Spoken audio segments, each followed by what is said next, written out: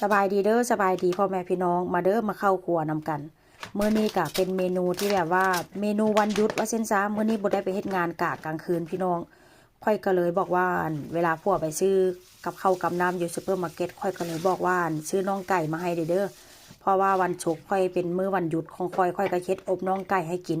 ถ้าหากว่าเจ้าอยากกินเจ้าก็ต้องซื้อมาพวกก็เลยบอกว่าค่อยก็คืออยากว่าเส้นก็โดนเติบแล้วได้พี่น้องเมนูนี้ก็ถ้าหากว่าบ่ได้ตั้งใจเฮ็ดนี่ก็บ่ค่อนข้างที่แบบว่าบ่ได้กินได้เพราะว่าหยังมันใช้เวลาหมักแด่แล้วก็อบแด่ว่าเช่นซะถ้าหากว่าบ่มีแบบว่ามื้ออยู่แท้ๆค่อยก็สิบ่เฮ็ดแล้วก็ลูกผัวก็ค่อนข้างมักกินพี่น้องหลังจากเอาไก่มาล้างแล้วค่ะค่อยก็มาหั่น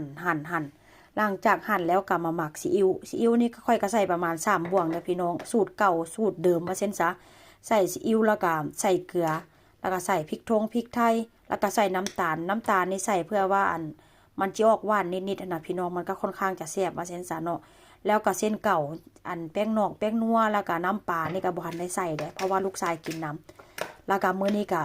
ธรรมดาก็สิปรุงแบบนี้ล่ะพี่น้องแต่ถ้าหากว่าค่อยเฮ็ดแท้ๆเนาะเวลาลูกชายบ่ได้กินน้ำหั่นน่ะก็มักจะแบบว่าเติมแป้งนัวหรือว่าเติมผงนัวหรือว่าเติมน้ำปลาลงไปเนาะมันก็จะมีกลิ่นของน้ำปลานะมันก็ค่อนข้างแดจะรสชาติแบบจะเข้มข้นจากหน่อยแต่ว่าลูกชายกินน้ำนี่ก็น้ำปลาแป้งนัวนี่ก็บ่ทันได้ใส่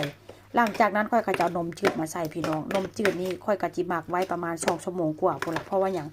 ใส่นมจืดเนาะเนื้อไก่มันค่อนข้างจะบ่เหนียวแล้วก็บ่หยาบว่าเช่นซะมันค่อนข้างจะนุ่มถ้าหากว่าเฮาเอามาอบนะหลังจากนั้นค่อยก็สิเอากระดาษฟอยล์เนี่ยพี่น้อง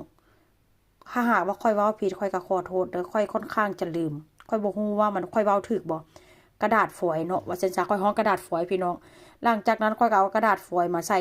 ถาดแล้วค่อยก็จะเอาไก่ที่ค่อยหมักนะพี่น้องเอาลงมาวางเพื่อจะไปอบนี่ก็อบประมาณก็บ่ได้ดนเด้ค่อยใช้ไฟค่อนข้างแรง250พี่น้องแล้วก็อบนี่ก็อบทั้งอบนี่ก็ประมาณ30นาทีพี่น้องอบข้างนึงก็15อีกข้างนึงก็ประมาณ15นาทีว่าเช่นซะ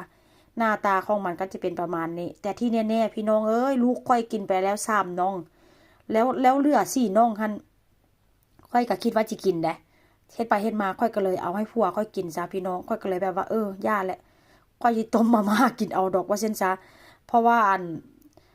หั่นค่อยกินผัวเพราะว่าจิบ่ได้กินค่อยก็เลยจิเฮ็ดกับข้าวอื่นให้ลูกกินให้ผัวกินว่าเช่นซะพี่น้อง